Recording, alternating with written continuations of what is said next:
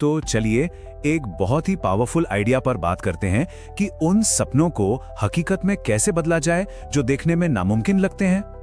पता है, इसकी शुरुआत होती है एक ऐसे सपने से जो इतना बड़ा हो कि लोग उसे पागलपन कहने लगे।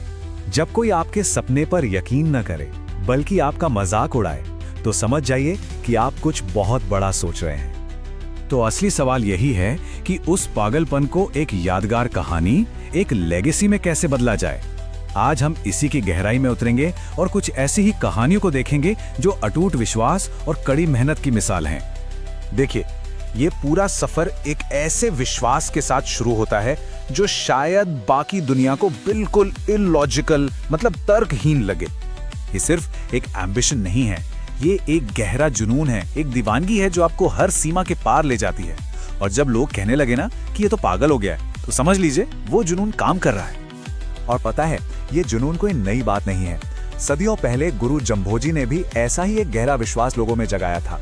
उनके जो फॉलोअर्स थे, बिश्नोई समाज के लोग, वो ये मानते थे कि पेड़ भी उतने ही पवित्र हैं जितना कि इंसान का जीवन। लेकिन देखिए, सिर्फ सपना देखने से कुछ नहीं होता। उस सपने को हकीकत बनाने के लिए जो मेहनत लगती है उसे कहते हैं रगड़ना, मतलब खुद को घिसना। क्योंकि अगर चमकना है तो रगड़ना तो पड़ेगा ही। ये कोई बहुत ग्लैमरस चीज नहीं है। इसका सीधा सा मतलब है हर दिन मुश्किलों और नाकामयाबी से लड़ते रहना। ये वो धुआंधार मेहनत है जो तब की जाती है जब आपको कोई नहीं देख रहा होता। अब जरा वक्ता की अपनी कहानी पर नजर डालते हैं। ये रगड़ने की प्रक्रिया का एक जीता जागता उदाहरण है। 2015 में चार्ट पेपर पर हाथ से मीम बनाने से लेकर एक फेसबुक पेज जो कभी चला ही नहीं, फिर 2017 में एक साल तक हर रोज वीडियो डालने के बाद भी सिर्फ 10,000 सब्सक्राइबर्स, और फिर पूरे एक साल की मेहनत के बाद पहली इनकम कितनी हुई? सिर्फ 8,000 रुपए। मतलब कामयाबी की कोई गारंटी नहीं थी। हालत ऐसी थी कि उन्हें ये दुआ करनी पड़ती थी कि उनकी बाइक का पेट्रोल रास्ते में खत्म ना हो जाए। और सोचिए, इसी पागलपन में उन्होंने अपनी एक अच्छी खासी स्टेबल नौकरी भी छोड़ दी बिना किसी बैकअप प्लान के। उनके पिता भी हैरान थे कि ऐसा कौन करता है, पर वो जुनून था जो उन्हें आगे बढ़ा रहा था। और ये जो रगड़ने का प्रिंसिपल है ना, ये हर जगह लागू होता है, चाहे बिजनेस हो या पढ़ाई लिखाई। कोई गायक जब 12-12 घंटे रियाज करता है, तब जाकर उसकी आवाज में वो बात आती है। अंत में कामयाब वही होता है जो लगातार खुद को घिसता है। तो क्या होता है जब ये गहरा पर्सनल विश्वास दुनिया के कठोर हकीकत से जाकर टकराता है? खेजड़ली गांव में ये टकराव जिंदगी और मौत का सवाल बन गया जब राजा के सैनिक उनके पवित्र पेड़ों को काटने के लिए वहां पहुंचे। एक तरफ राजा का हुक्म था तो दूसरी तरफ धर्म का कर्तव्य। और तभी अमृता देवी विश्नोई नाम की एक महिला आगे आई। उन्होंने किसी हथियार से नहीं बल्कि एक खेजड़ी के पेड़ को गले लगाकर अपने अटूट विश्वास की ताकत से सैनिकों को चुनौती दी।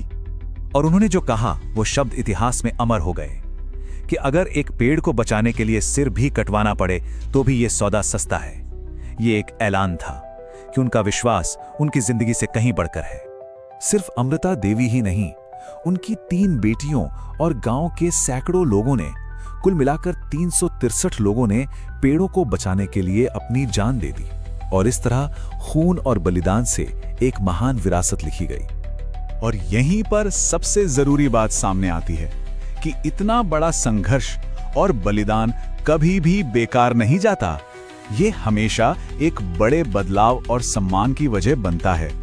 उस बलिदान का नतीजा ये हुआ कि राजा को न सिर्फ माफी मांगनी पड़ी बल्कि एक ऐसा कानून बनाना पड़ा जो बिश्नोई समाज की जमीन और पेड़ों की हमेशा रक्षा करे।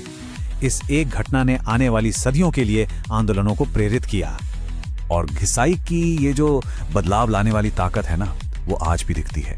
जैसे गणपत सिंह की कहानी में, जो एक संघर्ष करने वाले छात्र से अपने पूरे गांव के लिए उम्मीद की किरण बन गए। तो मतलब साफ है, ये जो रगड़ना है ये सिर्फ आपके हालात नहीं बदलता, ये आपकी पहचान को ही बदल देता है। ये एक पागल सपने के लिए मजाक उड़ाए जाने से लेकर एक शक्तिशाली विरासत के लिए सम्मान पाने तक का सफर है। और अंत में ये एक सवाल हम सब के लिए है, अपने आप से पूछने के लिए कि आपका वो नामुमकिन सपना क्या है और आप उसके लिए खुद को कितना रगड़ने के लिए तैयार हैं।